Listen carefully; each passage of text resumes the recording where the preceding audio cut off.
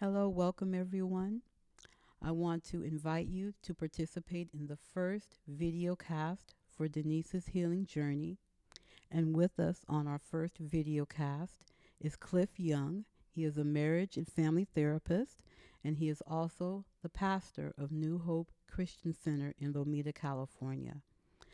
Pastor Cliff, we're going to be talking about healing today. Wonderful, wonderful. I just want to say that it's just great to be with you and to be on this journey with you. And thank you for having me to be on this podcast, this video cast. Well, thank you for being with us. Yes. And the first thing I want to ask you hmm is, how is healing like a journey?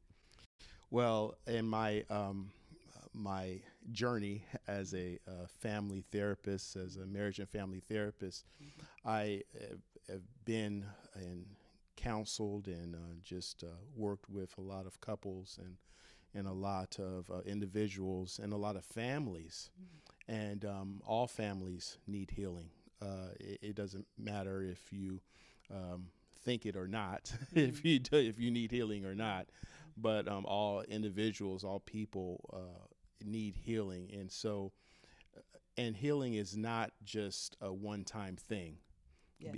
Because Yes. because things come up or things stay, and you need to deal with them. And so, therefore, if healing is not a one-time thing that could just be wiped away, then that means that it's going to be a journey. It's going to be a journey, and you move from one level of healing to a different level of healing to a different level, and it never stops because we're not perfect. God made us in a way where He is continuously renewing.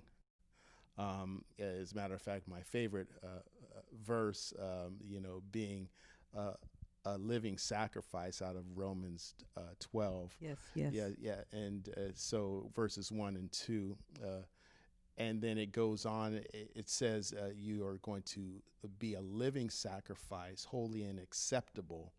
But once you're on the altar and you're that living sacrifice, it doesn't mean that, you can get off the altar or that You you're have to done. stay there. You stay there. You stay on the altar, and it is a continuous renewing of your mind, as Paul also says, the Apostle Paul. So you will continually renew your mind. That means that the healing is going to be a process, and it's going to be continuous. May I ask you, Yes. what are some of the things we can expect on this journey of healing?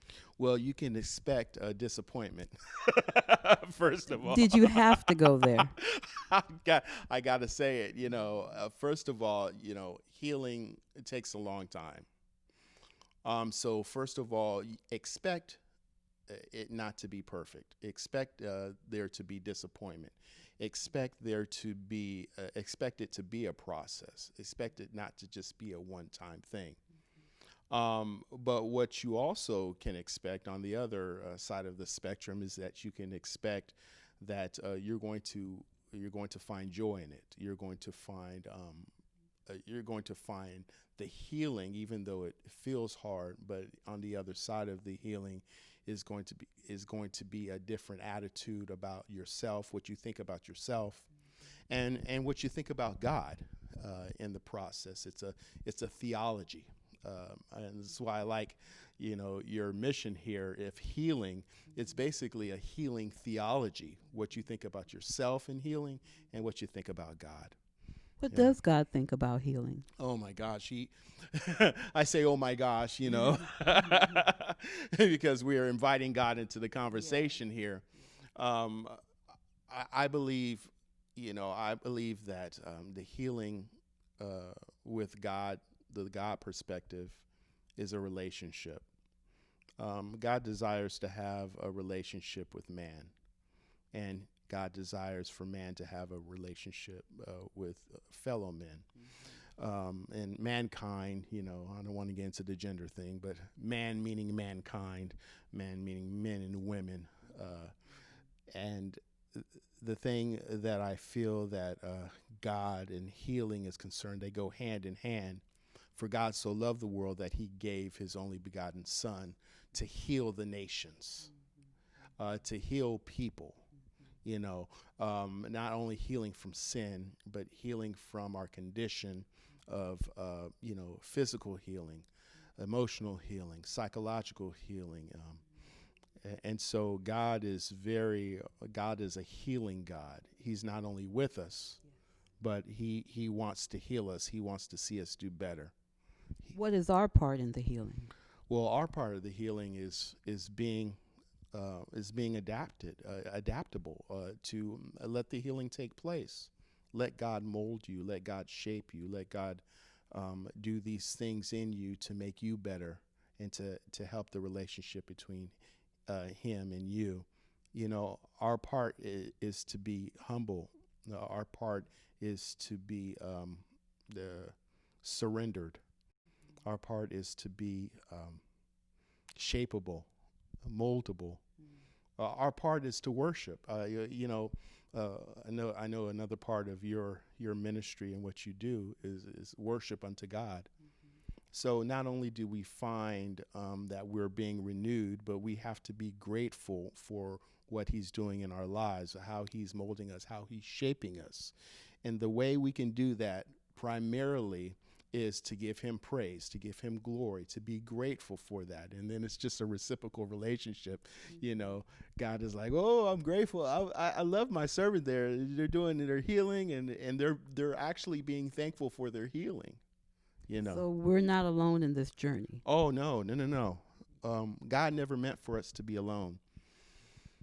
In the beginning, God created heaven and earth. And then He created all that existed in the world. Then He created man and woman. But He created man first, right? And He said, it is not good. It's the first time He said it. Yes. It is not good that man is alone. Yes. I'm going to make him a helpmate. I'm going to make him another person that he can relate with. And so God doesn't want, He doesn't want to be alone. And God doesn't want us to be alone. So therefore we have people, we have God, the very God, the creator of the earth that made, and He wants relationship with us. And then He created other beings that we can also be in relationship with. You know, I think, of course we have humans that can be, that we can relate to each other, even sometimes. Yes. Yeah, these days it's hard to relate to people's circumstances, But even the animals. I have a dog. His name is Austin.